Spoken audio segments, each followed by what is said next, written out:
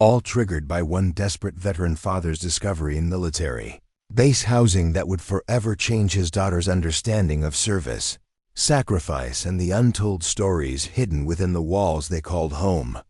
Before we jump back in, tell us where you're tuning in from, and if this story touches you, make sure you're subscribed, because tomorrow I've saved something extra special for you. The January rain drummed against the roof of the modest duplex as Sergeant James Reeves stood in the middle of his new living room, surrounded by cardboard boxes labeled in his neat block handwriting.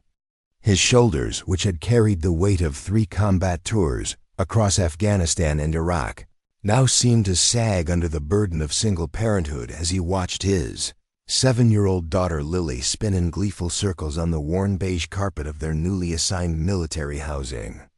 At 34, James had never imagined himself standing alone in base housing at Fort Benning, Georgia, clutching reassignment papers and trying to figure out how to create a stable home for Lily after his wife Sarah's sudden death 8 months earlier. The aggressive breast cancer that took her had moved with the ruthless efficiency of an enemy combatant, giving them barely 6 months from diagnosis to funeral. His former life as a Special Forces operator with the 75th Ranger Regiment felt like a distant memory now, replaced by the jarring reality of bedtime stories, lunchboxes, and the relentless weight of being a single father trying to maintain both his military career and a sense of normalcy for his grieving daughter. The journey that had brought him to this corner of Fort Benning began with a phone call that had altered everything he thought he knew about balancing military service and family. It was a Thursday afternoon in May when his commanding officer had called him into his office to discuss his situation. "Reeves," Colonel Matthews had said, his usually stern face softened with genuine concern, "I know these past months have been hell. The unit's rotation to Syria is coming up, and we both know a 9-month deployment isn't compatible with your current family situation." James had nodded, the familiar sinking feeling in his stomach growing heavier. He had been dreading this conversation since Sarah's funeral, knowing his high operational tempo unit wouldn't be able to accommodate his new reality as Lily's only parent. The military demanded commitment that didn't always align with single parenthood, and he'd been silently preparing himself for the possibility of having to leave the only career he had known since he was 19. "I've made some calls," Matthews continued, surprising James. "There's an instructor position opening at the infantry school. It's not special forces, but it's important work. 3-year assignment, predictable hours, no deployments. You'd keep your rank, stay in service, and, most importantly, be there for your daughter." The colonel slid the transfer paperwork across his desk. "You're one of our best, Reeves. The Army's invested too much in you to lose you completely. When Lily's older and things stabilize, there will be opportunities to return to operational units if you want." The reassignment had seemed like the perfect solution at first. James could continue serving while providing Lily the stability she desperately needed. The comfortable housing allowance meant they could afford a nice apartment near good schools in Columbus. But when he'd checked the rental markets, he discovered that housing costs near Fort Benning had skyrocketed due to recent base expansion. Even with his allowance, anything decent would stretch his finances to the breaking point, especially with the additional childcare costs he now faced. That's when the housing office had offered what they called a unique opportunity, one of the historic duplex units on the old part of base that had been slated for demolition in the upcoming year's renovation project. "It's not ideal," the housing officer had explained, examining James's file. "Built in the 1950s, hasn't been renovated since the 90s, but it's spacious, utilities included, and the rent would be significantly below your allowance, giving you some financial breathing room during this transition." James had accepted immediately, seeing only the practical benefits rather than the potential challenges of a 70-year-old military housing unit with documented maintenance issues, now standing in the center of what would be their home for at least the next year, those challenges were becoming increasingly apparent. The duplex was larger than he'd expected, nearly 1,800 square feet spread across 2 floors with 3 bedrooms and 1.5 bathrooms. But it also showed every one of its 70 years. The pale yellow paint on the walls was peeling in corners. Water stains marked the ceiling in several rooms, and the hardwood floors, though solid, were scarred with decades of military family life. The kitchen featured appliances that looked like museum pieces, and the single bathroom upstairs had plumbing fixtures that appeared original to the 1950s construction. Preparing and narrating this story took us a lot of time, so if you are enjoying it, subscribe to our channel. It means a lot to us. Now back to the story. "Dad, I think our house is trying to tell us something," Lily said, interrupting his mental inventory of repairs. She had stopped her spinning and was now pressing her ear against the living room wall with the solemn intensity that children sometimes display when fully committed to imagination. "What's it saying, Pumpkin?" James asked, grateful for her resilience. While he saw only flaws and projects, Lily had approached their new home as an adventure from the moment they'd arrived. Her capacity to find wonder in their circumstances was the bright spot that had kept him functioning through the darkest months after Sarah's death.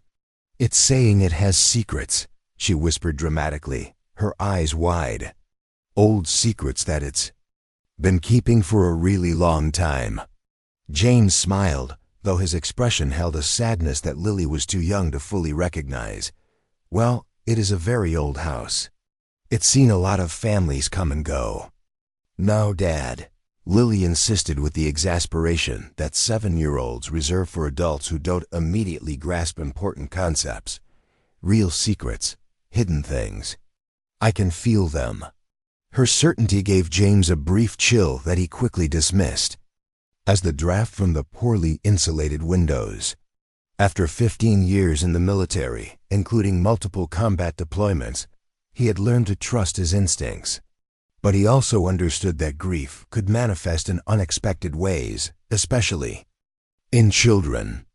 Sarah had been gone for 8 months, and Lily's therapist had warned him that her processing of this loss would evolve as she grew. "Tell you what," he said, kneeling to her level, "while we're unpacking and fixing up our new home, we can keep an eye out for any secrets it might be hiding. Deal?" Lily nodded solemnly, accepting this partnership with the seriousness of a formal military agreement. "Deal, but you have to promise not to ignore the signs."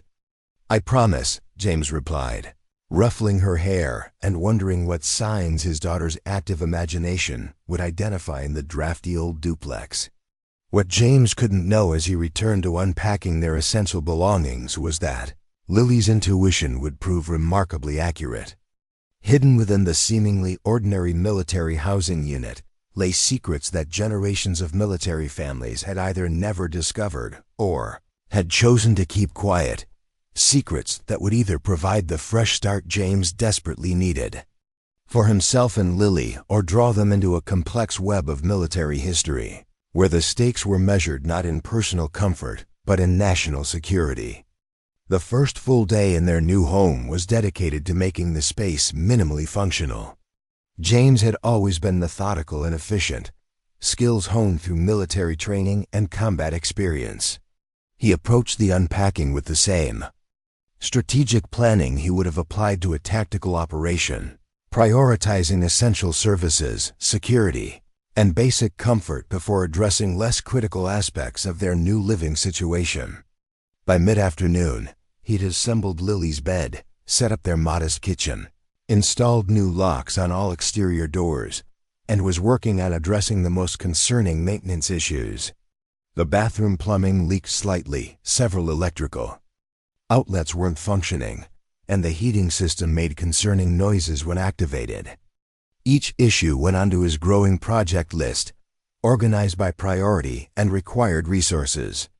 Lily had been exploring the house with the thorough curiosity that seemed to be her most defining characteristic.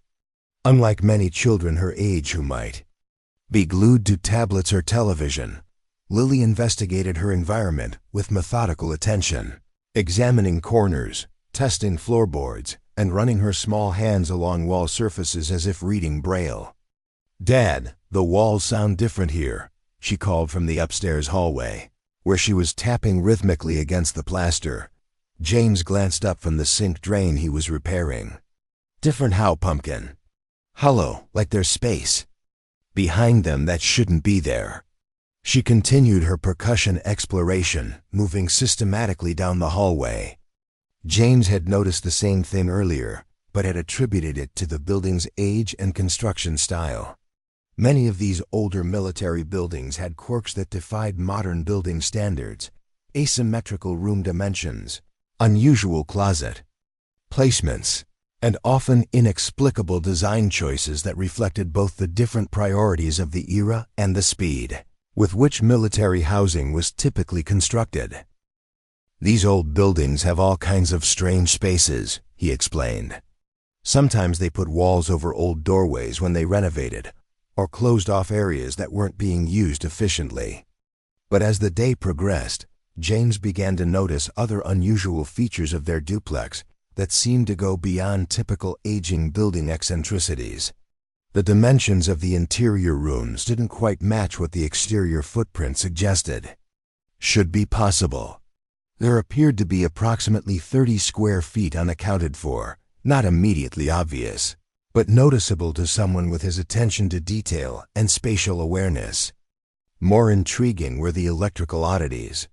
While checking the circuit breaker box, James discovered 3 breakers labeled only with numbers rather than room designations like the others. When tested, these circuits appeared to draw minimal power but didn't correspond to any outlets or fixtures he could identify in their living space.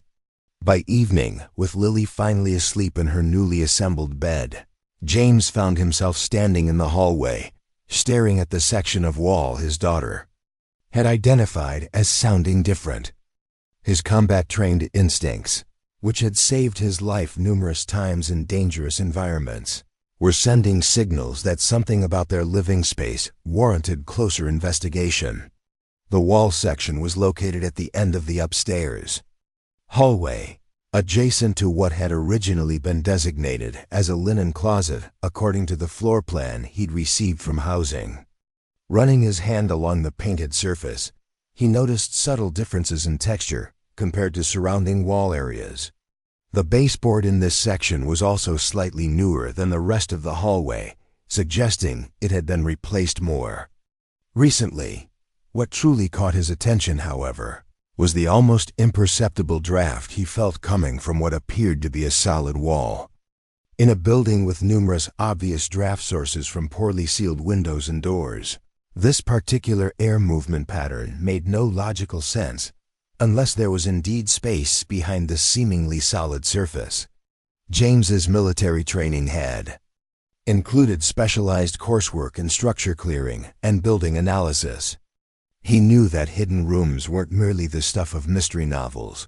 They existed in various forms across architectural history, from priest holes in medieval English homes to Prohibition-era storage spaces in American buildings. In military contexts, secure spaces were sometimes created within existing structures for communications equipment, sensitive document storage, or other classified purposes. Using his phone's flashlight, James examined the wall more carefully, looking for any indicators of an access mechanism. The standard construction would have obvious seams or hardware if there were an intentional entry point. Finding nothing immediately visible, he retrieved a stud finder from his toolkit and began mapping the internal structure of the wall. The results confirmed his suspicions. While a normal wall would show consistent stud placement at 16-inch intervals, this section revealed an unusual framing pattern that suggested a deliberate modification from the building's original construction. More tellingly, there was a hollow space approximately 4 feet wide where structural elements should have been present. James stood motionless in the dimly lit hallway, considering his options. As a military man, he respected chain of command and proper procedures. The logical course of action would be to contact the housing office in the morning, report the structural anomaly, and let the appropriate authorities investigate. If the space contained asbestos, electrical hazards, or other dangers, professional handling would be essential. But another part of him, the part shaped by years of making split-second decisions in combat situations, felt an unexplainable urgency to understand what lay behind that wall tonight. It wasn't merely curiosity, it was an almost primal instinct. That whatever lay concealed might be important, not just to the building's history, but potentially to his and Lily's future in it. "Dad, what are you doing?" Lily's voice startled him from his thoughts. She stood in her doorway, clutching the stuffed elephant that had been her constant companion since Sarah's death. "Just checking some things in the house, Pumpkin," he replied, trying to keep his tone casual. "You should be asleep. You found it, didn't you?" she asked, her voice carrying none of the grogginess one would expect from a child awakened from sleep. "The secret place the house was telling me about." The statement sent another involuntary chill through James. "I'm not sure yet. There might be a small storage space behind this wall, but it's probably nothing exciting. Maybe just access to some old plumbing or electrical systems." Lily approached, still clutching her elephant, and placed her free hand directly on the center of the wall section. "It's important, Dad. I can feel it. Mom would want us to look." The mention of Sarah hit James like a physical blow. Since her death, Lily had occasionally made similar statements, claiming to know what her mother would want in various situations. The child psychologist had explained this as a normal grief response, Lily's way of keeping her mother present in their daily decisions. But something about the certainty in her voice in this moment felt different. "Tell you what," James said, making a decision. "Tomorrow I'll see if we can figure out if there's a way to access whatever might be behind here. But right now, you need to get back to bed." Lily seemed to accept this compromise, but as James tucked her back into bed, she whispered, "It won't wait until tomorrow, Dad. Some things are meant to be found when they need to be found." Her words lingered with James as he returned to the hallway, standing once again before the anomalous wall section. Military training had taught him to trust his instincts, and those instincts were now practically shouting that this discovery warranted immediate investigation. Retrieving his tools, James began a careful examination of the wall's edges, looking for any indication of an access point. After 20 minutes of methodical inspection, he noticed a slight indentation in the baseboard that didn't match the surrounding woodwork. Pressing firmly on this area produced a soft clicking sound, followed by the barely perceptible movement of a section of the wall, not enough to create an opening, but sufficient to confirm his suspicion that this was indeed some form of concealed entrance. Further examination revealed an ingenious mechanism. The entire wall section was mounted on hidden pivot hinges, designed to swing inward when activated by the correct pressure point. The design was sophisticated enough to have remained undetected through decades of military family occupancy, yet simple enough to operate without power or complex machinery. After ensuring the mechanism wasn't connected to any electrical systems that might pose a hazard, James applied pressure to the identified trigger point while simultaneously pushing against the wall section itself. With a soft scraping sound, the panel began to move, revealing darkness beyond. The flashlight on his phone illuminated what appeared to be a narrow room, approximately 6 feet wide and extending the full depth of the house from front to back, roughly 15 feet in total. The space was remarkably well preserved, with no obvious signs of water damage or structural deterioration that plagued other parts of the duplex. James hesitated at the threshold, military caution overriding curiosity. Hidden spaces could contain environmental hazards, asbestos, lead dust, mold, or structural dangers that had motivated their concealment in the first place. But a quick assessment with his flashlight revealed a space that appeared purposefully constructed rather than merely closed off due to hazards. The floor was finished with the same hardwood as the rest of the upstairs, though in significantly better condition due to decades without foot traffic. The walls were painted a neutral gray that appeared to be military standard paint from an earlier era. Most tellingly, the space contained built-in shelving, a small desk bolted to one wall, and what appeared to be electrical outlets that likely connected to the mysterious circuits he'd identified earlier. This wasn't an accidental architectural anomaly or a hazardous area sealed off during renovation. This was a deliberately constructed hidden room, designed for some specific purpose that remained unclear. As James stepped fully into the space, his flashlight beam caught something metallic on the desk surface, a small key with a distinctive military property tag attached. Next to it lay a folder, its cover emblazoned with classification markings that, though outdated by current standards, were unmistakable to anyone with a security clearance. James felt his heart rate accelerate. Whatever purpose this room had served, it had involved classified material. As an active duty service member with current security clearances, he had legal and ethical obligations regarding such discoveries. He should secure the area, report to his chain of command, and await proper authorities. But before he could retreat from the room to call his commanding officer, the beam of his flashlight illuminated something that froze him in place. On the far wall hung a framed photograph, yellowed with age but still clearly visible. It showed a group of military officers standing before what appeared to be the very duplex he now occupied. And in the center of the group stood a man whose features were hauntingly familiar, a man who could have been James's twin in earlier era, down to the distinctive scar that ran along his right jawline. The revelation hit James with stunning clarity. His random assignment to this particular unit, out of dozens of available housing options at Fort Benning, might not have been random at all. Whatever secrets this room contained, they appeared to be connected not just to military history, but potentially to his own family history as well.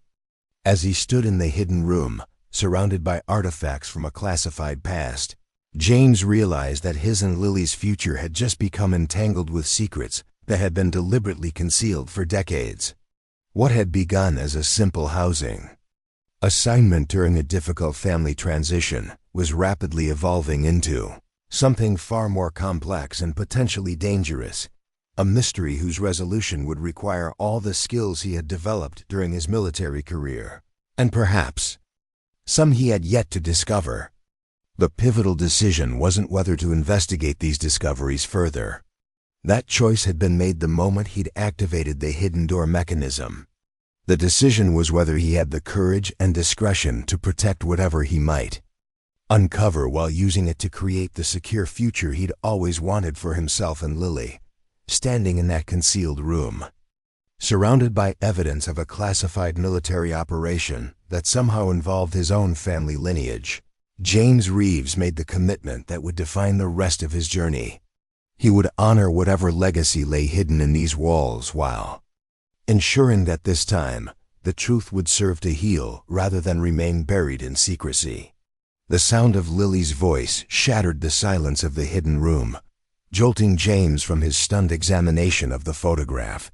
"Dad, where did you go?" Her small voice carried a hint of worry that pulled him instantly back to his most important duty, being her father. "I'm right here, Pumpkin," he called, reluctantly tearing his eyes from the eerily familiar face in the yellowed photograph. "Stay in your room for a minute, okay?" The immediate decision wasn't difficult. Whatever mysteries this hidden room contained, exploring them with his 7-year-old daughter in the middle of the night wasn't appropriate. The room had remained sealed for decades. It could wait a few more hours until he could investigate properly. With one last sweeping glance to commit the room's layout to memory, James backed out and carefully resealed the hidden door, making a mental note of exactly how the mechanism functioned. As the wall panel clicked back into place, becoming once again indistinguishable from the surrounding hallway, He felt an inexplicable sense of having crossed a threshold from which there would be no easy return. "What did you find?" Lily asked, standing in her doorway with wide, curious eyes that seemed too alert for the late hour. "Just some old storage space," James replied, keeping his tone casual while his mind raced through the implications of his discovery. "Nothing exciting. But it's very late, and you need to get back to sleep. We have a big day tomorrow getting settled." As he tucked Lily back into bed for the second time, her small hand caught his larger one with surprising strength. "The house chose us, Dad," she whispered, her eyes already beginning to close. "It was waiting for us." Her words lingered in James's mind as he returned to his own bedroom, sleep now an impossibility. The house chose us. While he wanted to dismiss it as a child's fanciful thinking, the discovery of the hidden room, and particularly that photograph, made her statement feel uncomfortably prophetic. James spent the remainder of the night researching on his laptop, first checking military housing records for any mention of his specific unit, then expanding to historical documents about Fort Benning's development. By dawn, he had discovered several intriguing facts that only deepened the mystery. The section of housing where their duplex was located had been built in 1952, specifically to house personnel working with what was then called the Army Security Agency, a predecessor to modern military intelligence operations. More interestingly, these particular units had been scheduled for demolition 3 separate times over the past 30 years, yet each time the renovations had been mysteriously postponed or reassigned to different housing areas. Before we jump back in, tell us where you're tuning in from, and if this story touches you, make sure you're subscribed, because tomorrow I've saved something extra special for you. The most compelling discovery came when James finally searched his own family records. His grandfather, Colonel Thomas Reeves, had indeed served at Fort Benning during the early 1960s, a fact James had known vaguely but had never investigated in detail. What he hadn't known was that Thomas had been assigned to a special projects division whose specific activities remained largely classified even 60 years later. By the time Lily woke the next morning, James had formulated a plan. He would continue establishing their home while conducting a careful, methodical investigation of the hidden room and its contents. His current security clearance gave him legitimate access to certain military archives that might shed light on the room's purpose and his grandfather's potential connection to it. Most importantly, he would proceed with extreme caution, mindful that classified information, even decades old, remains subject to strict handling protocols. "Are we going to explore the secret room today?" Lily asked immediately upon entering the kitchen, her directness catching James off guard. "What secret room?" he asked, buying time while he decided how much to share with his daughter. "The one you found last night behind the wall," she replied matter-of-factly, climbing onto a stool at the kitchen counter. "I saw you go in before. You told me to go back to bed." James considered his options carefully. Lily was perceptive and determined, traits that made him immensely proud, but occasionally complicated parenting. Lying to her would likely backfire, but involving her in what might be a serious military security matter wasn't appropriate either. "There is a small room hidden in the hallway," he acknowledged, setting a bowl of cereal before her. "But it's probably just an old storage space that got sealed up during renovations. Nothing exciting." "Is that why you were looking at old pictures of Grandpa on your computer all night?" she asked, spooning cereal into her mouth with the casual confidence of someone who knew they'd scored a direct hit. James almost choked on his coffee. "How did you?" "I got up to get water and saw you," she explained simply. "He looks just like you in those pictures."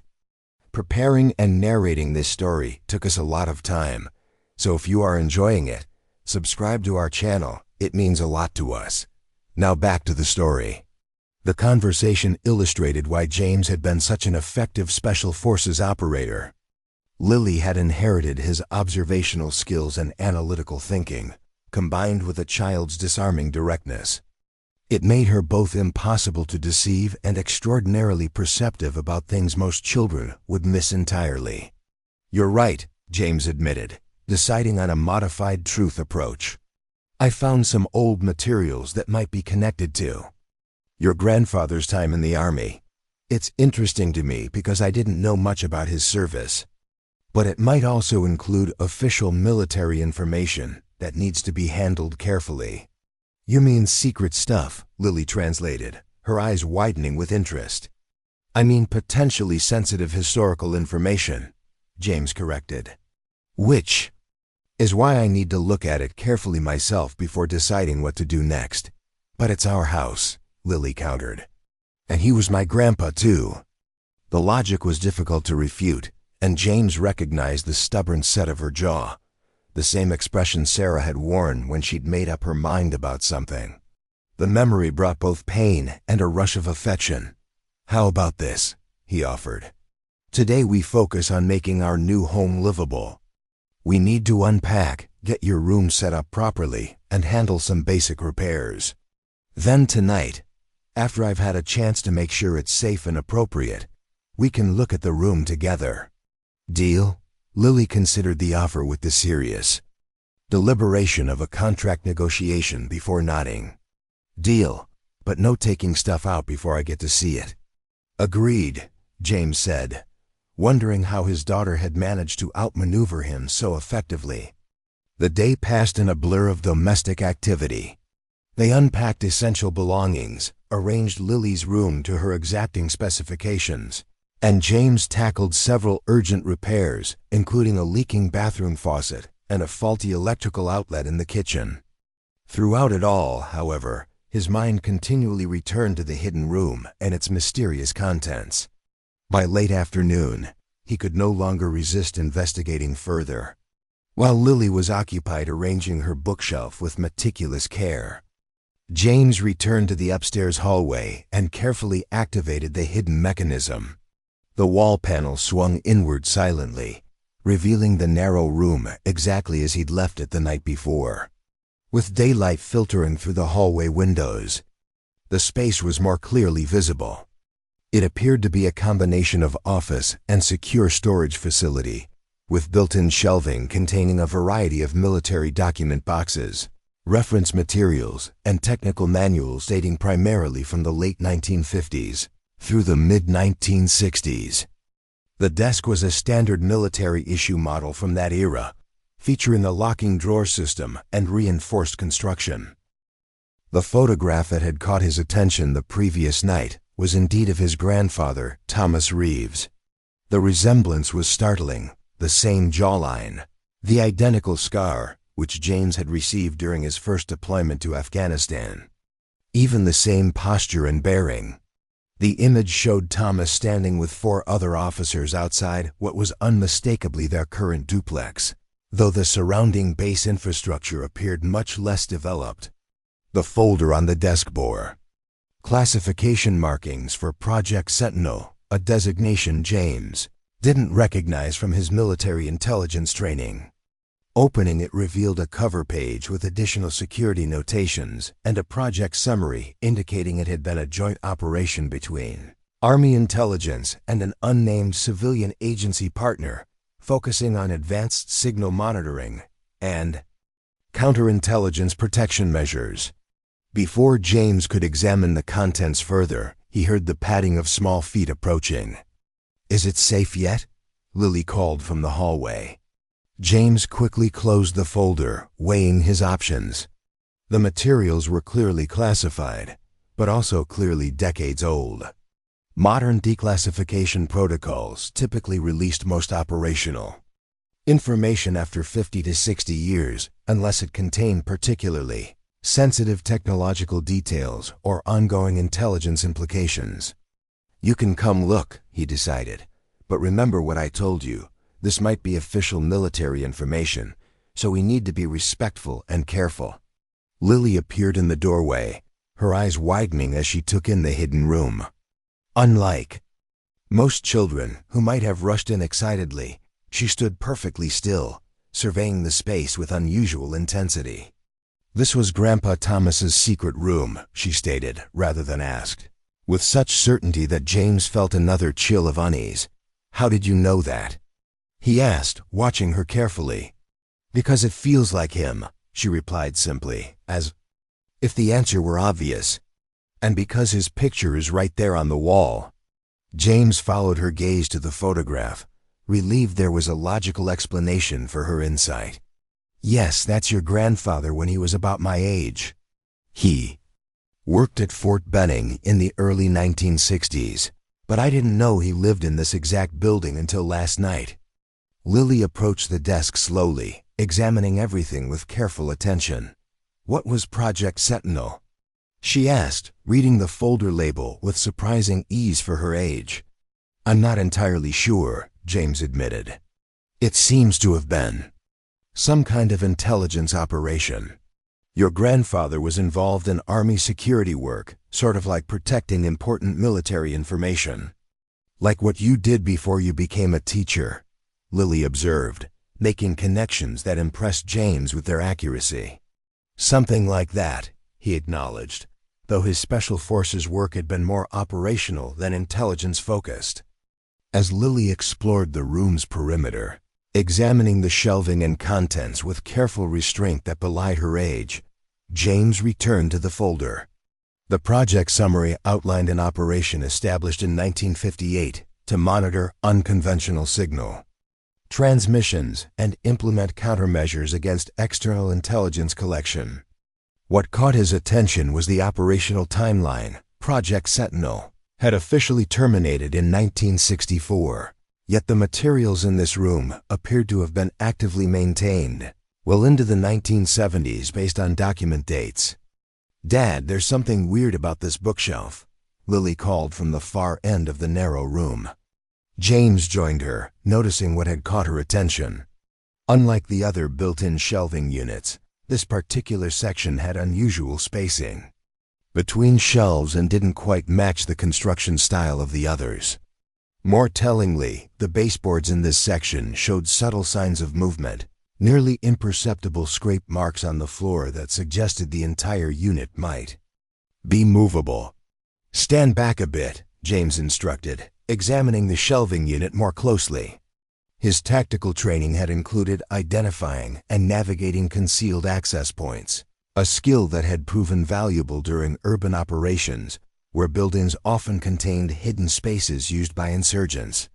The mechanism was subtle, but identifiable, a disguised lever system integrated into what appeared to be a standard shelf support bracket. When manipulated correctly, it released a locking system that allowed the entire shelving unit to swing outward, revealing a second, concealed space beyond. "A secret room inside a secret room," Lily whispered, her voice carrying equal measures of awe and apprehension. The space beyond was significantly smaller, approximately 4 feet square, and contained a single metal cabinet with a sophisticated combination lock system. Unlike the 1960s-era materials in the outer room, this cabinet appeared more modern, with digital security features that suggested it had been installed or updated much more recently. "You should step back into the hallway for a minute," James told Lily, his instincts shifting from curious exploration to professional caution. Whatever this cabinet contained, the multiple layers of concealment suggested a level of security beyond routine classified materials. "But Dad," Lily began to protest. "Hallway, please," James repeated, his tone carrying the rare note of non-negotiable authority that Lily knew not to challenge. "Just for a few minutes while I make sure this is safe." Once Lily had reluctantly retreated, James examined the cabinet more carefully. The locking mechanism was military-grade, but not unfamiliar to him. Similar systems were used for sensitive material storage in modern facilities. What troubled him was the apparent age discrepancy between this cabinet and the rest of the hidden room's contents. While everything else dated to the 1960s-70s era, this security system was much newer, possibly installed within the last decade based on the technology. The cabinet bore no external markings other than a small placard that read, Sentinel. Archive, authorized access only, and a property number that followed current military inventory protocols rather than historical patterns. James photographed these details with his phone before attempting to access the contents. The combination lock presented an immediate challenge. Unlike the historical materials in the outer room, this cabinet was actively secured with modern protections. Attempting to force it open would likely damage the contents and potentially violate security protocols if the materials remained classified. James stepped back, considering his options. As an active duty service member with current security clearances, he had legitimate channels for reporting the discovery and requesting proper access. The responsible course of action would be to secure the hidden rooms and contact his chain of command immediately.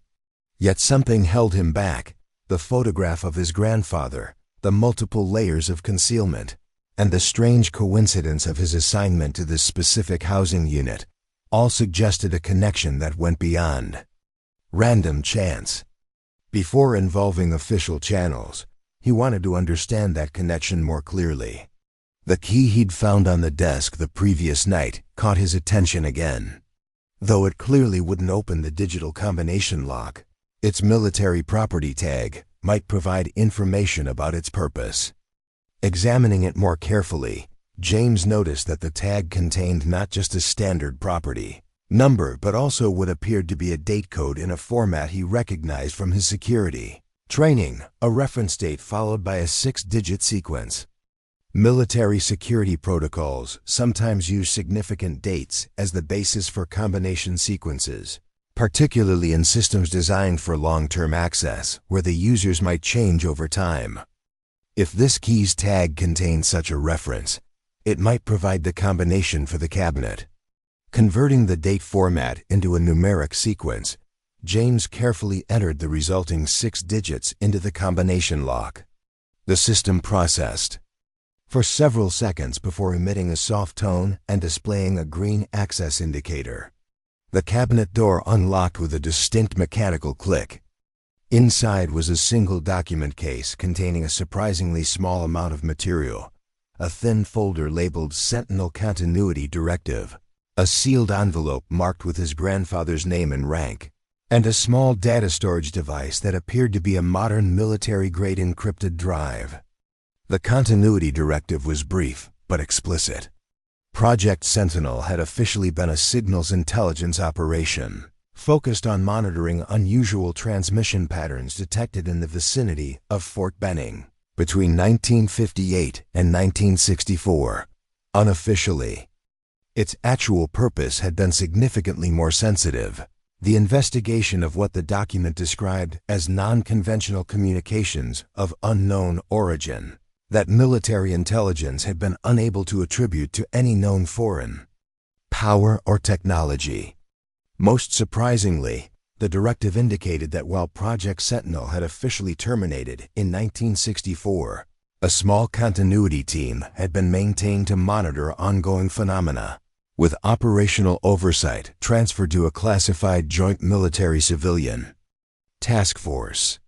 The directive established protocols for maintaining the monitoring equipment concealed within the duplex structure and outlined a succession plan for continuity personnel. The final page contained information that caused James's hands to tremble slightly as he read. The continuity assignment was designated as hereditary, passed through specific family lines that had been part of the original project. The Reeves family line was listed as primary continuity personnel for the Fort Benning monitoring station, with automatic housing assignment protocols established to ensure availability of the facility when a qualified family member entered service. James's assignment to this specific housing unit hadn't been coincidence or random bureaucratic chance. It had been the activation of a succession protocol established decades earlier, triggered when his personnel file matched the criteria established in the continuity directive. The sealed envelope bore his grandfather's handwriting, a personal note addressed to the next Sentinel. with additional handwritten text that read, "To be opened only by a Reeves who finds their way home." James stared at the envelope, understanding flowing through him like a current. His grandfather had left this for him, or someone like him, knowing that eventually the protocols would bring another Reeves to this house, to this room, to this moment of discovery. Before he could open the envelope, Lily's voice called from the hallway with unusual urgency. "Dad, someone's coming to the house." Quickly securing the materials, James exited the hidden rooms, carefully closing both concealed doors behind him. Through the upstairs window, he could see an official military vehicle parked in front of their duplex and two uniformed personnel approaching the front door. "Stay upstairs for a minute," he instructed Lily, his mind racing through possibilities. Had his access to the cabinet triggered some kind of security notification? Was this a routine welcome visit from base personnel that happened to coincide with his discovery? Or was something more deliberate unfolding? As the doorbell rang, James took a deep breath, composing himself before heading downstairs. Whatever happened next, he now understood with absolute certainty that his assignment to this duplex had been no accident. The house had indeed been waiting for them, just as Lily had somehow sensed. And the secrets it contained would change their lives, in ways he was only beginning to comprehend. James descended the stairs with measured steps, his military training automatically engaging as he controlled his breathing and composed his expression. Whatever or whoever waited on the other side of that door, they would find a calm, collected army instructor rather than a man who had just discovered classified family secrets hidden within government walls. Opening the front door revealed two officers in army uniforms, a male lieutenant colonel and a female major, both wearing insignia indicating they were assigned to Fort Benning's administrative command. "Sergeant First Class Reeves?" the lieutenant colonel asked, though his tone suggested he already knew the answer. "Yes, sir," James responded automatically, falling into the familiar military protocol that had structured half his life. "Lieutenant Colonel Marcus Hayes, Fort Benning Housing Command." The officer introduced himself, offering a professional handshake. "This is Major Deanna Chun from Installation Historical Preservation. We're conducting follow-up visits with personnel assigned to these older housing units. May we come in for a few minutes?" The request seemed routine enough, but James's instincts, honed through years of identifying threats in combat zones, detected something beneath the standard courtesy. The timing was too convenient, the personnel too senior for routine housing checks. Nevertheless, refusing would only raise suspicions. "Of course, sir." James stepped aside, gesturing them into the modest living room still cluttered with half-unpacked boxes. "Please excuse the mess. We just moved in yesterday." As the officers entered, Major Chun's gaze swept the room with what appeared to be casual interest, but which James recognized as a practiced assessment. Her eyes lingered momentarily on the ceiling corners, the air vents, and other potential monitoring points before settling back on James with a smile that didn't quite reach her eyes. "These historic units have such character," she commented. "Very different from the newer housing developments. How are you finding it so far?" Before James could answer, Lily appeared at the bottom of the stairs, her expression equal parts curiosity and caution as she evaluated the visitors with the same analytical intensity her father had just employed. "Are you here about the special room?" she asked directly, causing James's heart to skip a beat. Lieutenant Colonel Hayes's eyebrows rose slightly, while Major Chun's posture suddenly shifted to a more alert stance. "Special room?" Hayes repeated, his tone casual but focused. James intervened smoothly. "Lily has been exploring every corner of the house," he explained, placing a gentle hand on his daughter's shoulder. "She's particularly excited about the storage closet upstairs. That's much bigger than the one in our old apartment. Right, Pumpkin?" Lily looked up at her father, then back at the officers with the clear-eyed perception that often made James both proud and nervous. After a moment's hesitation that seemed to stretch eternally, she nodded. "It's where I'm putting all my special treasures." "Well, that sounds wonderful," Major Chun said, her voice warming as she addressed Lily directly. "Finding good storage space is always important in military housing." The momentary tension eased, but James remained acutely aware that both officers were now watching him and Lily with heightened interest. Whatever their actual purpose in visiting, Lily's innocent comment had shifted their attention. "We actually wanted to discuss the historical significance of these units," Lieutenant Colonel Hayes continued, returning to what was apparently their prepared script. "Your duplex in particular has some unique historical features that the installation preservation office is documenting before the scheduled renovations next year. Before we jump back in, tell us where you're tuning in from, and if this story touches you, make sure you're subscribed, because tomorrow I've saved something extra special for you." "I wasn't aware of any particular historical significance," James replied carefully, gauging their reactions. "The housing office only mentioned that these units were slated for demolition, which is why the rent was reduced."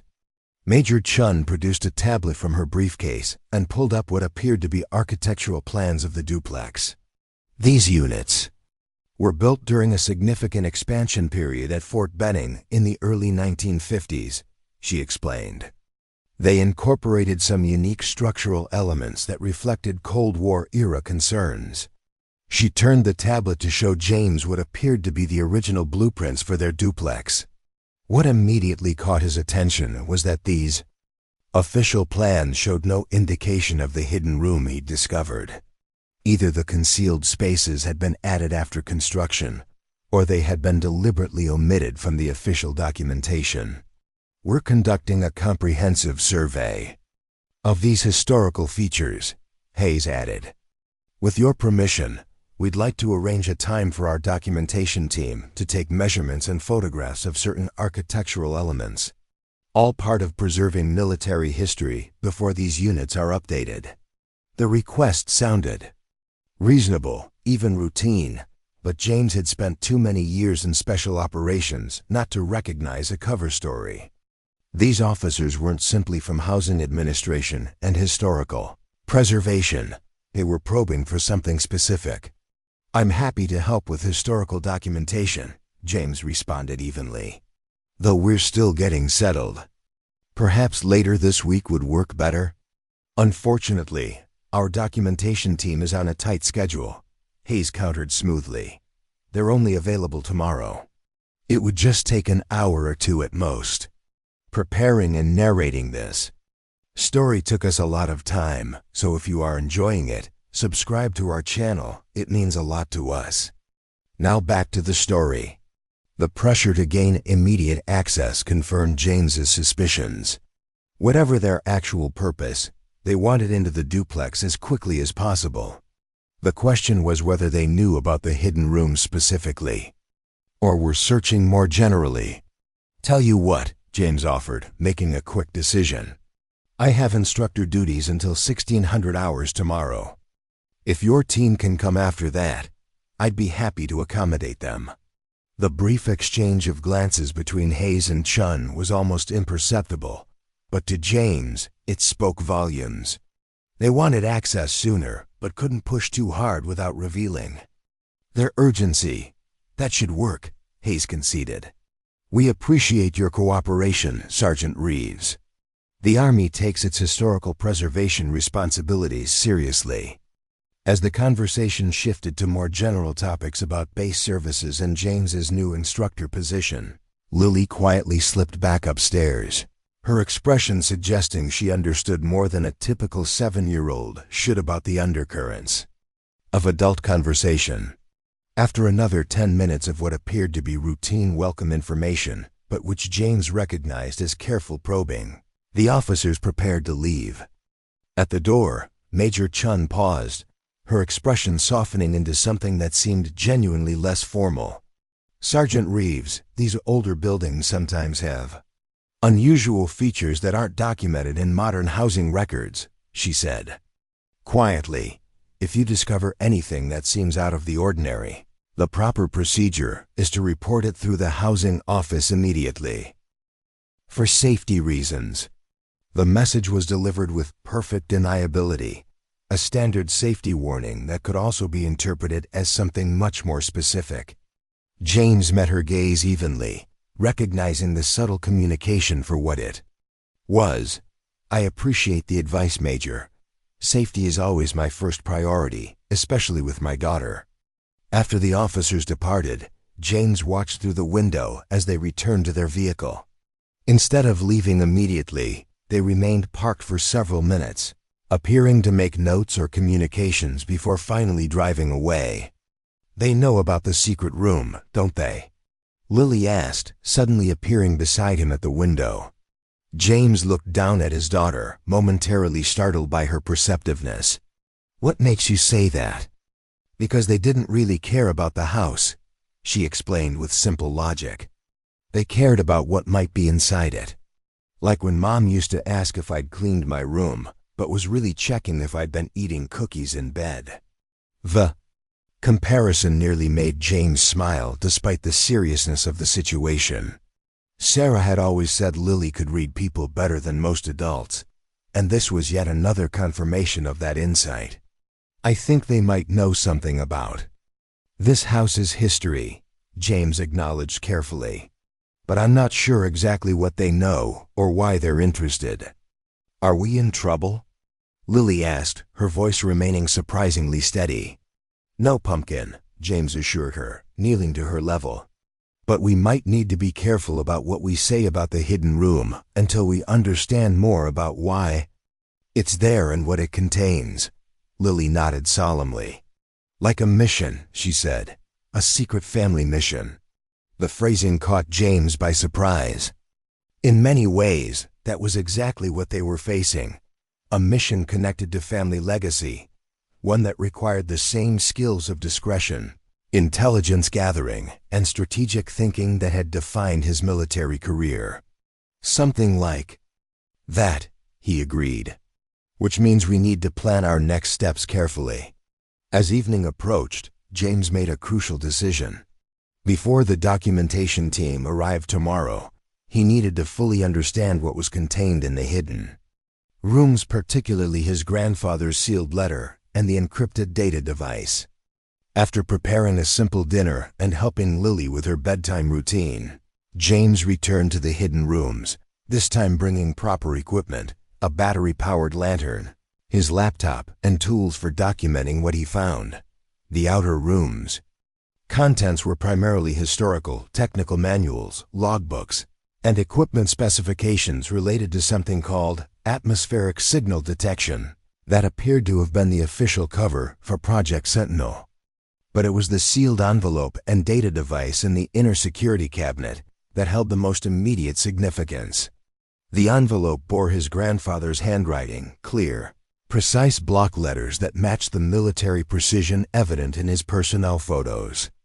Breaking the seal, James found several handwritten pages dated October 1978, 14 years after Project Sentinel had officially ended, and 3 years before James was born. To my grandson, the letter began, immediately sending a chill through James. If you are reading this, then the Sentinel protocols have functioned as intended, and a Reeves has once again been assigned to this post. I do not know your name or when you will find this letter, but I know you are of my blood, and that alone gives me faith that you possess the qualities necessary for what lies ahead. What I am about to share has been officially denied by our government for decades. The documentation in this room has been preserved at great personal risk by myself and a small group of dedicated officers who believe that some truths, however disturbing, must not be lost to intentional erasure. Project Sentinel was established in 1958 following a series of unusual incidents at Fort Benning, equipment malfunctions, unexplained atmospheric phenomena, and most significantly, the reception of signal patterns that defied analysis by the most advanced systems of our time. The official explanation, maintained in all government records, attributed these phenomena to Soviet experimental technology or natural electromagnetic anomalies. This explanation was known to be false by the 12 original members of Project Sentinel, of which I was the most junior. What we documented over 6 years of continuous monitoring was communication, structured, intentional, and undeniably non-human in origin. The signals originated not from Moscow or any terrestrial source, but from elsewhere. I have dedicated my career to understanding these communications and the entities behind them. The project was officially terminated in 1964 when certain elements within military intelligence deemed the implications too destabilizing for national security. Most records were destroyed, most monitoring equipment dismantled, and most personnel reassigned with strict non-disclosure agreements. However, a core group of us recognized that abandoning this discovery would be a profound mistake. We established a continuity protocol, preserving equipment and records within this and 6 other locations across military installations nationwide. We arranged for a succession plan that would ensure knowledgeable personnel would maintain these stations through the generations. Your assignment to this housing unit was not chance. The Sentinel Continuity Directive established parameters ensuring that when a suitable Reeves family member entered military service, they would eventually be guided to this post. Your presence here confirms that those protocols remain active, even if those currently administering them may not fully understand their purpose. The monitoring equipment concealed within this duplex remains operational, maintained periodically by personnel who believe they are servicing classified communications infrastructure. The data device included with this letter contains 40 years of signal records, analysis, and my personal research. What you do with this information must be your own decision. Some would argue that these discoveries should remain buried for the stability of our society. Others would rush to expose everything without consideration of consequences. I believe in a middle path, careful, methodical expansion of knowledge among those prepared to understand its implications. The signal patterns have been increasing in frequency and complexity over the decades. Whatever intelligence is attempting communication, it is growing more determined to establish contact.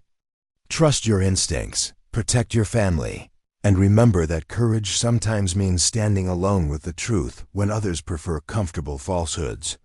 The choice is now yours, as it once was mine. Your grandfather, Colonel Thomas Reeves. United States Army. James read the letter 3 times, his hands growing steadier rather than shakier with each reading. The contents were extraordinary, seemingly impossible, yet the methodical, practical tone was unmistakably military, focused on observable facts rather than speculation. His grandfather hadn't been a fanciful man given to conspiracy theories. He'd been a career military officer with top security clearances, entrusted with sensitive operations during the height of the Cold War. If Thomas Reeves had documented non-human communications and risked his career to preserve that evidence, he had done so based on compelling data, not imagination. The data device required specialized equipment to access securely. James recognized the encryption protocols as similar to those used for sensitive military information, though this particular device was an older model than current systems. He would need time and appropriate security measures before attempting to access its contents. What troubled him most immediately was the timing of Hayes and Chun's visit. If his grandfather's letter was accurate, then periodic maintenance of concealed equipment had been occurring in this duplex for decades, under cover of routine military operations. The sudden interest in historical documentation, immediately following his discovery of the hidden rooms, suggested either coincidence or surveillance, and James had long since learned that in matters of military security, coincidence was rarely the explanation. A soft sound from the doorway interrupted his thoughts. Lily stood there in her pajamas, clutching her stuffed elephant, watching him with solemn eyes. "You're reading Grandpa's letter," she said quietly. James nodded, deciding in that moment That while he wouldn't burden his daughter with the full implications of what he'd discovered, he wouldn't lie to her either. Yes, it's about work he did a long time ago, work that might still be important today. Is it about the visitors? The signals from the stars? The question froze James momentarily, his military training preventing the physical reaction that might otherwise have shown his shock. "What makes you say that, Pumpkin?" Lily shrugged, the gesture disarmingly casual compared to the weight of her words. "Sometimes I hear them too. In my dreams. They've been trying to talk to us for a really long time, but most people don't know how to listen." Before James could formulate a response, a distinct electronic tone emanated from somewhere deeper in the concealed room, a signal from equipment he hadn't yet identified or examined. The sound pulsed in a pattern that couldn't be random. 3 short, 2 long, 3 short. Morse code. SOS. In that moment, as the signal repeated its unmistakable pattern, James realized that the legacy his grandfather had preserved wasn't merely historical documentation of past phenomena. It was active, ongoing, and had somehow synchronized with his and Lily's arrival in ways he couldn't yet comprehend. "We should answer them," Lily said simply, stepping fully into the room with the certainty of someone who understood far more than James had believed possible. "That's why we're here. That's why the house chose us." Looking at his daughter, her expression calm and focused despite the extraordinary circumstances, James felt a profound shift in his understanding of their situation. This wasn't just about discovering his grandfather's secret work or navigating military bureaucracy. This was about a connection that somehow extended through generations of his family, a connection Lily seemed to intuitively understand in ways he was only beginning to grasp. Whatever Project Sentinel had discovered, whatever communications had been detected decades earlier, they were ongoing. And tomorrow, people would arrive who might have very different ideas about how those communications should be handled. The pivotal decision wasn't whether to acknowledge what he'd discovered, but rather how to honor both his grandfather's legacy and his duty as a father protecting his daughter's future. As the signal continued its rhythmic pattern, James made his choice. "You're right," he told Lily, his voice finding new resolve. "Let's figure out how to answer." The mission that Thomas Reeves had begun decades earlier hadn't ended with his death. It had been preserved, protected, and passed down to the next generation. And now, in a modest military duplex scheduled for demolition, with officials already closing in, James and Lily Reeves stood at the threshold of something much larger than family legacy, a potential turning point in human understanding that had been waiting patiently for exactly the right people to receive its message. Dawn broke over Fort Benning with a copper-orange glow that painted the old duplex in warm light, transforming its weathered exterior into something almost dignified. James had spent the night documenting everything in the hidden rooms, photographing each document, cataloging equipment, and most importantly, attempting to understand the signal detection system that had activated in their presence. The technology was a fascinating hybrid, original 1960s components that had been periodically updated with newer electronics, creating a system that bridged decades of technological evolution. At its core was something his grandfather's notes called the Frequency Isolation Array, a device designed to detect and record specific signal patterns while filtering out conventional radio transmissions, radar, and other known electromagnetic phenomena. What made the system truly remarkable was its adaptive capability.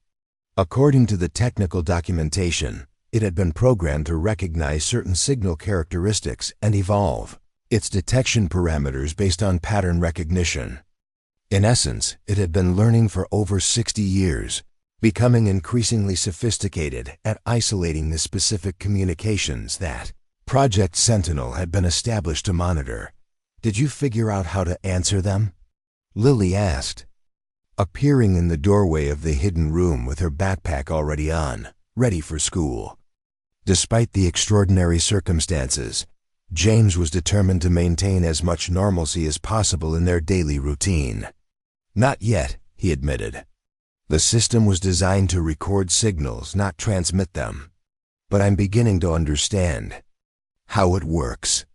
What he didn't tell Lily was that accessing his grandfather's data device had revealed something even more significant than he'd anticipated. The signal patterns documented over decades showed clear evolution, growing more complex, more structured, and increasingly focused on this specific location. The most recent data, recorded just days before their arrival, showed unprecedented activity. Whatever intelligence had been attempting communication, it had intensified its efforts precisely when James and Lily had been assigned to the duplex. The correlation was too perfect to be coincidence, suggesting that something about their presence, specifically their genetic connection to Thomas Reeves, had triggered a response from the unknown communicators. Before we jump back in, tell us where you're tuning in from, and if this story touches you, make sure you're subscribed, because tomorrow, I've saved something extra special for you. "We'll figure it out tonight," James promised, checking his watch. "But now I need to get you to school, and I have to report to the infantry school for my new instructor assignment." As they drove through Fort Benning toward the elementary school, James's mind raced through scenarios and contingencies. Lieutenant Colonel Hayes and Major Chun would return with their documentation team at 1600 hours. He needed to develop a strategy before then, one that would protect both the legacy his grandfather had preserved and, most importantly, ensure Lily's safety. The school drop-off provided a moment of normality that felt almost surreal after the night's discoveries. Lily hugged him tightly before joining the stream of military children entering the building, her resilience continually astonishing him. Despite everything they'd experienced, Sarah's death, multiple relocations, and now these extraordinary discoveries, she maintained a core of stability that grounded him when nothing else did. "Remember our mission," she whispered before pulling away. "They've been waiting a really long time for someone to answer." Her words stayed with him as he drove to the infantry school for his first day of instructor orientation. The contradiction between his mundane daily responsibilities and the profound implications of what lay hidden in their duplex created a cognitive dissonance that would have been disorienting if not for his military training. Special Forces operators were taught to compartmentalize, to focus completely on immediate tasks while maintaining awareness of the larger strategic situation. Today, that skill would be crucial. He needed to perform his duties as a new instructor while simultaneously formulating a plan for the imminent confrontation at their home.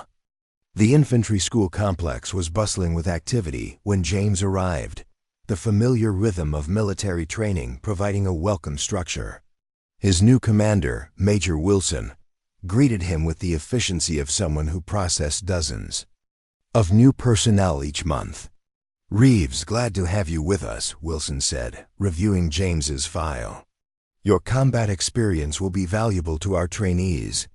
We've assigned you to the Advanced Tactics course initially, focusing on your expertise in small unit operations." The orientation proceeded with standard military precision, facilities tours, introductions to administrative staff, equipment requisition procedures. Throughout it all, James maintained perfect professional focus, asking appropriate questions and absorbing necessary information, while a separate part of his mind continued processing the implications of Project Sentinel. It was during the lunch break that James noticed he was being observed. A civilian contractor working in the administrative office had been positioned to maintain sightlines to him throughout the morning. The surveillance was skilled but detectable. To someone with James's training, slight adjustments in position when he moved, the occasional pretense of checking the phone while actually documenting his interactions. Rather than avoid this observation, James decided to use it. Approaching the man directly, he introduced himself with disarming casualness. "Sergeant First Class Reeves," he said, extending his hand. "Just transferred in. You work in admin?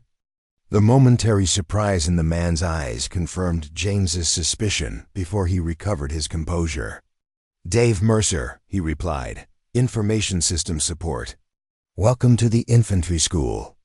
Preparing and narrating this story took us a lot of time, so if you are enjoying it, subscribe to our channel. It means a lot to us. Now back to the story. The brief exchange established several important facts. First, the surveillance had begun immediately, suggesting that Hayes and Chun had initiated monitoring protocols following their visit. Second, the resources being dedicated to this surveillance indicated significant interest at high levels.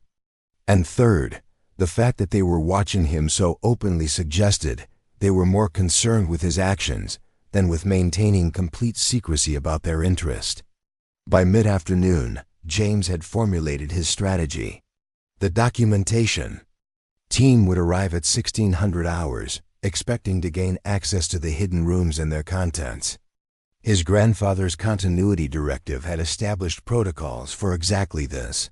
Scenario procedures for determining whether official interest represented legitimate continuity personnel or those seeking to terminate the project entirely. The key differentiator would be knowledge of specific code phrases included in the directive. Legitimate continuity personnel would identify themselves using recognition phrases that had been maintained across generations. Those without this knowledge were to be considered hostile to the project's objectives, regardless of their official status. At precisely 1545 hours, James was released from his orientation with instructions to report for his first instructional assignment the following morning. The timing was tight but manageable. He would arrive home just before the documentation team, giving him the slight psychological advantage of being in place when they arrived. What he didn't anticipate was finding Lily already at home, sitting calmly on the front steps of the duplex with her backpack beside her.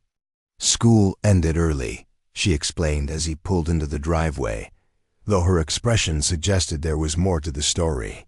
I told my teacher I needed to help my dad with something important. James felt a momentary flash of concern. Lily had never left school without authorization before, but it was quickly replaced by the unsettling realization that her timing was perfect, almost as if she had known exactly when she needed to be home. They're coming to take it away, aren't they? She asked as he approached. The special equipment, Grandpa's work. How did you know that? James asked, kneeling beside her. Lily shrugged with the casual acceptance that children sometimes show toward things adults find extraordinary. I just knew.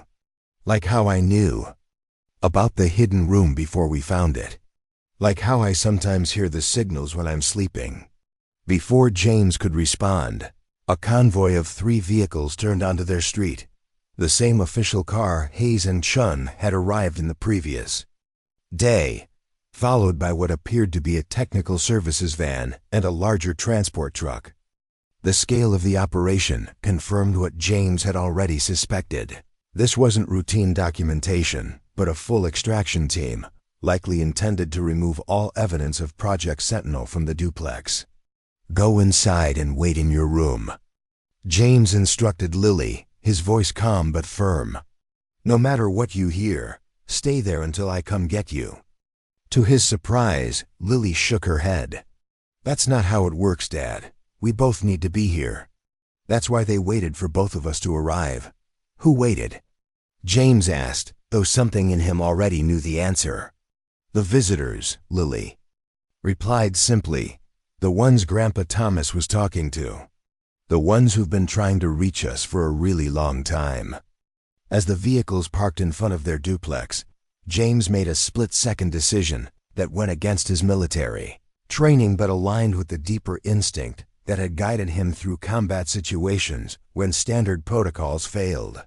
He would trust his daughter's intuition, despite its inexplicable nature. Stay beside me, he instructed.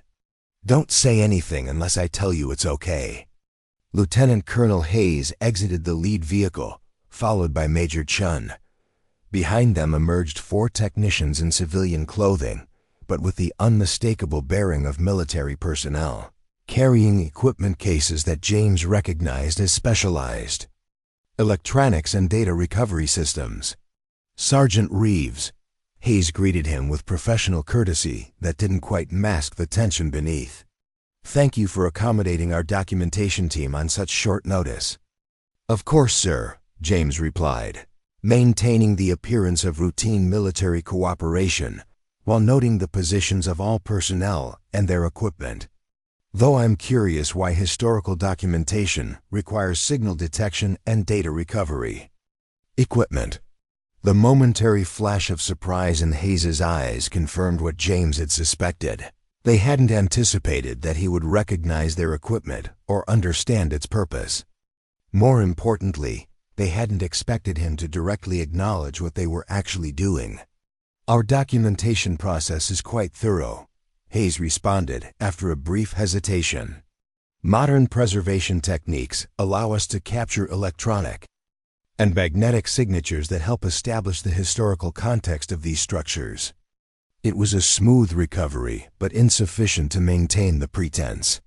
James had intentionally disrupted their script, forcing them to either abandon the cover story or elaborate it beyond credibility. "I see," James said, allowing a moment of silence to stretch uncomfortably. "And does your documentation process typically include accessing concealed rooms not shown on official blueprints?" The direct question eliminated any possibility of maintaining the cover story. Hayes and Chun exchanged glances before Chun stepped forward, her demeanor shifting from administrative courtesy to focused authority. "Sergeant Reeves, I think we should continue this conversation inside," she said, gesturing toward the duplex entrance. As they entered the living room, the technical team remained outside, clearly awaiting specific instructions before proceeding. James positioned himself and Lily near the stairs, providing both a clear view of everyone entering and potential access to the upper floor if needed. "I'll be direct," Chun said once the door closed. "We're aware that you've discovered certain historical features of this housing unit. We're also aware that you've accessed materials that remain classified despite their age. Our team is here to properly secure those materials and ensure they're maintained according to current protocols." "I understand," James responded, his tone cooperative while his mind calculated options. "I assume you're part of the Sentinel continuity program then?" The question was deliberate, a test based on his grandfather's directive. Legitimate continuity personnel would recognize this specific phrasing and respond with the appropriate counterphrase. Chun's expression revealed nothing. "We represent joint military-civilian oversight of historical intelligence assets. All I'm authorized to tell you is that the materials in this structure require specialized handling due to their continued sensitivity." The non-response confirmed James's assessment. These officers weren't part of the legitimate continuity program his grandfather had established. They represented whatever faction had originally shut down Project Sentinel and continued to suppress its discoveries. "Before we proceed," James said carefully, "I'd like to confirm your specific authorization. Given the nature of what's concealed here, I'm sure you understand my caution." "Your caution is noted but unnecessary," Hayes interjected. "As an active duty service member, you're required to cooperate with properly identified superior officers conducting official operations. Our credentials and orders have already been verified by your chain of command." The implicit threat was clear. Resistance would be characterized as insubordination or worse. It was a standard intimidation tactic used when official authority was being leveraged for potentially questionable operations. Before James could respond, Lily spoke for the first time since the officers had arrived. "They're not here to protect Grandpa's work," she said quietly. "They're here to hide it again, like they've been hiding it for a really long time." All eyes turned to the 7-year-old girl, whose perception had cut through the layers of official pretense to the core truth of the situation. Chun's expression softened slightly as she addressed Lily directly. "Your grandfather was involved in important work she acknowledged. Work that needs to be handled carefully by people with the right training and resources. But that's why we're here, Lily replied with absolute conviction. That's why the house chose us. That's why they started sending more messages when we arrived. The statement caused a visible reaction from both officers, a momentary widening of eyes that confirmed they understood exactly what Lily was referencing. The increased signal activity coinciding with James and Lily's arrival wasn't just noted in his grandfather's data device. It had been detected by whatever monitoring systems these officials maintained as well. Lily, why don't you go upstairs? While we discuss this, Hayes suggested, his tone deliberately gentle but carrying an undercurrent of urgency. She stays with me, James stated firmly, placing a protective hand on his daughter's shoulder. And before your team enters this house, I need to understand exactly what you intend to do with the materials and equipment my grandfather protected for decades. Protected without authorization, Chun corrected. When Project Sentinel was officially terminated in 1964, all materials were supposed to be surrendered. Your grandfather and several others violated direct orders by maintaining this monitoring station. Because they discovered something that shouldn't have been suppressed, James countered. Something that's still trying to communicate, still attempting contact after all these decades. The silence that followed his statement was confirmation enough. These officers knew exactly what Project Sentinel had discovered. They were part of whatever organization had been suppressing that discovery for generations. Sergeant Reeves, Hayes finally said, his voice lowered. Some discoveries have implications beyond what you might appreciate. Containing certain information isn't about secrecy for its own sake, it's about preventing potentially destabilizing effects on society, on religious frameworks, on our entire understanding of humanity's place in the universe. It was the first honest statement either officer had made, an acknowledgement of the real reasons behind the suppression. Fear, not of the unknown intelligence attempting communication, but of how that knowledge might transform human society. My grandfather understood those implications, James responded. That's why he established the continuity program, not to expose everything immediately, but to ensure the knowledge wasn't lost entirely.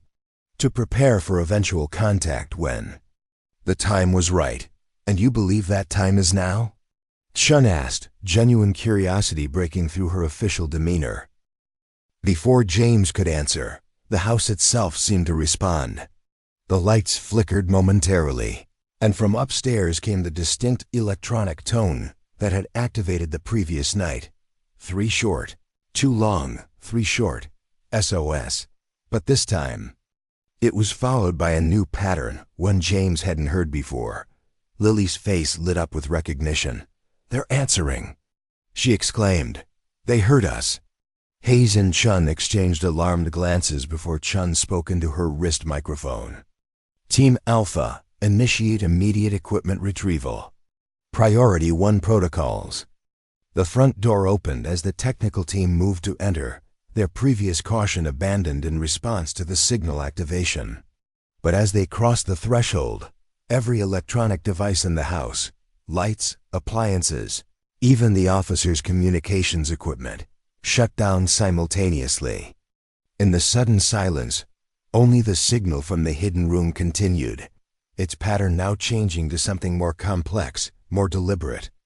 A true communication rather than a simple attention signal. What's happening? Hayes demanded, his composed demeanor cracking as he found his communications device non-functional. I think, James said slowly, the realization dawning with perfect clarity. They've been waiting for the right receivers, and now they've found them. Lily stepped forward, her small face illuminated by an ethereal light that seemed to emanate from the walls themselves. They've been trying to talk to us for a really long time, she said, repeating the phrase she'd used consistently since their arrival. But they needed people who could actually hear them.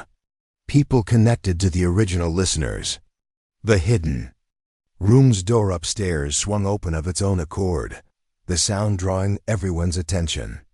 Light poured from the opening, not the harsh glare of military flashlights or technical equipment, but a soft, pulsing radiance that moved with deliberate patterns matching the signal tones. "Secure that room immediately," Hayes ordered his team, but as the technicians moved toward the stairs, they found themselves unable to advance, as if some invisible barrier prevented their approach. James felt no such resistance as he and Lily climbed the stairs, drawn by an inexplicable certainty that this was the culmination of everything his grandfather had preserved, the moment when genuine communication would finally be established. The hidden room had transformed. The equipment his grandfather had maintained for decades was now fully activated, displays showing signal patterns of extraordinary complexity. But more remarkably, these patterns had manifested as visible light, three-dimensional projections of mathematical sequences that rotated and evolved throughout the space.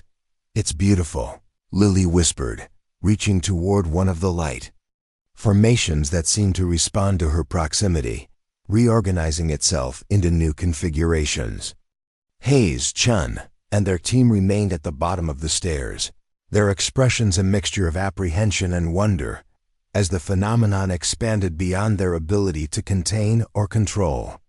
"This is exactly what your superiors have feared for 60 years, James said, addressing the officers without turning away from the unfolding communication.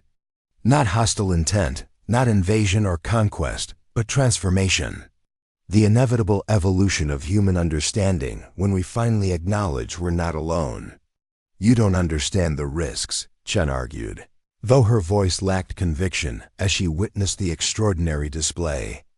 "The social disruption, the potential for panic, those are excuses," James interrupted. "The same excuses used for generations to keep humanity from embracing a profound truth.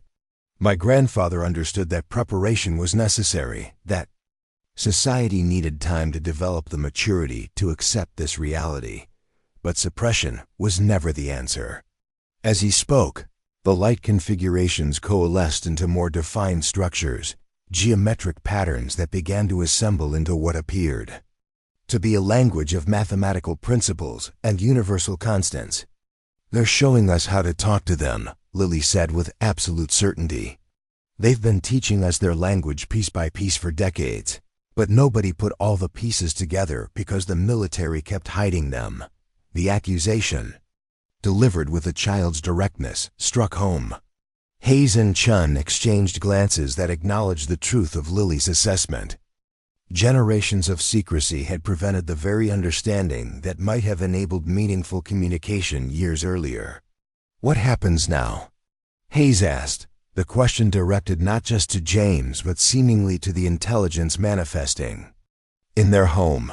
Now we have a choice," James replied. "Continue the failed policies of suppression, or embrace the opportunity my grandfather and his colleagues recognized decades ago, the chance to expand humanity's understanding beyond the phi and the limitations we've accepted as boundaries." The light patterns shifted again, forming a sequence that James recognized from his grandfather's data, the original signal detected in 1958 that had launched Project Sentinel. But now it was accompanied by new elements, expansions of the Pung mathematical language that suggested not just communication, but invitation. "They're offering to teach us," Lily said, her small hand reaching out to touch one of the light formations. As her fingers passed through it, the pattern responded, reorganizing into increasingly complex structures that somehow remained comprehensible, as if the communication was adapting to their specific ability to understand. "This is bigger than military protocols," James said, turning to face Hayes and Chun. "Bigger than national security classifications or institutional fears. This is about the future, not just for humanity, but for my daughter and every child of her generation, who deserves to grow up in a world where we've embraced our place in a larger community of intelligence." Chun stepped forward, her military bearing momentarily set aside as she witnessed something that transcended her training and authority. "The continuity protocols," she said quietly. "They were designed for this moment, weren't they? Your grandfather wasn't just preserving information. He was ensuring someone would be here when the communication evolved to this stage. Yes, James confirmed. He understood that genuine contact would require the right people at the right time. People genetically connected to the original receivers, people whose minds were somehow attuned to these specific frequencies. People like Lily, Chun acknowledged, watching as the child interacted with the light patterns with intuitive understanding that the adults could only partially comprehend. The acknowledgement represented a crucial shift, recognition that the decades of suppression had been misguided, that the continuity Thomas Reeves had established had been necessary preparation for this precise moment. We have two options, James said, addressing both officers directly. You can attempt to confiscate this equipment, suppress this communication, and continue the failed policies that have kept humanity isolated from a potential relationship with another intelligence. Or you can recognize that my grandfather was right, that preparation and controlled introduction of this reality is the path forward. Hayes studied the extraordinary display of communication unfolding in the hidden room, his expression reflecting the internal conflict between institutional loyalty and the undeniable significance of what they were witnessing. What exactly are you proposing? He asked finally. A middle path, James replied, echoing his grandfather's words. Not immediate public disclosure that might indeed cause the disruption you fear, but not continued total suppression either. A careful, methodical expansion of understanding among those prepared to comprehend its implications. Starting with this team, Chun suggested, surprising Hayes with her immediate grasp of the concept. A controlled study group with appropriate security clearances but diverse expertise, not just military intelligence but linguistics, mathematics, cultural anthropology. Exactly, James confirmed. The approach my grandfather advocated decades ago, recognition that contact is inevitable, that preparation is essential, and that humanity deserves the opportunity to embrace a profound expansion of our understanding of our place in the universe. As they spoke, the light patterns continued to evolve, forming increasingly sophisticated structures that suggested not just communication but collaboration, an intelligence patiently teaching the fundamentals of its language while learning human concepts in return. Lily, who had been quietly interacting with these patterns, turned to the adults with an expression of perfect clarity. They've been waiting for us to be ready, she said. Not just their messages getting stronger, but us getting ready to hear them. That's why they waited until Dad and I were here together, because we needed both parts to understand. Her insight crystallized the truth that James had been gradually recognizing since discovering his grandfather's legacy. The communication hadn't just been attempting to reach humanity in general. It had been specifically calibrated for receivers with the right combination of genetic, intellectual, and intuitive capacities to serve as translators between profoundly different modes of consciousness. Hayes made his decision, activating his communication device, which had mysteriously begun functioning again. Stand down recovery operations, he instructed his team. Establish security perimeter and prepare for extended monitoring protocol Delta. The order represented a fundamental shift, from suppression and confiscation to protection and study. The documentation team was being repurposed as the foundation for exactly the kind of controlled introduction process James had proposed. Your grandfather would be proud, Chun told James quietly. He preserved this legacy at great personal risk, knowing someone in your family would eventually complete what he started. As the team reorganized under Hayes's new directives, transforming from extraction to protection, James watched Lily continuing her intuitive interaction with the communication.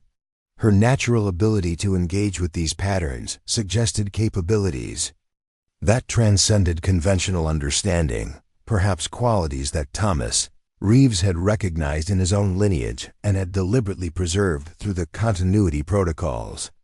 What had begun as a desperate veteran father's reassignment to base housing had evolved into something profound, the fulfillment of a legacy spanning generations and potentially the beginning of humanity's greatest evolution in understanding. The journey ahead would be complex, challenging, and filled with moments that would test both James's military discipline and his commitment to his daughter's future. But standing in the hidden room his grandfather had preserved, watching Lily engage effortlessly with an intelligence that had been reaching across unimaginable distances for longer than he had been alive, James felt something he hadn't experienced since losing Sarah, hope, not just for himself and Lily, but for the potential of human understanding to transcend its self-imposed limitations.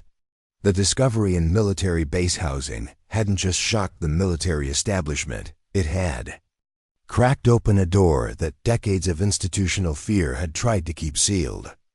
And through that door lay possibilities that would transform not just their lives but potentially the course of human history itself. As night fell over Fort Benning, the old duplex scheduled for demolition had become the focal point of humanity's most profound opportunity, a chance to embrace a relationship with intelligence beyond Earth that had been patiently, persistently attempting contact for generations. The house had indeed chosen its occupants perfectly, bringing together the military discipline James had honed through combat experience and the intuitive understanding Lily possessed as her birthright. Thomas Reeves's legacy hadn't just been preserved, it had found its perfect fulfillment in the unexpected partnership of a father and daughter who had opened their minds to possibilities beyond conventional understanding, transforming potential tragedy into profound opportunity. Up next, you've got two more standout stories right on your screen. If this one hit the mark, you won't want to pass these up. Just click and check them out. And don't forget to subscribe and turn on the notification bell so you don't miss any upload from us.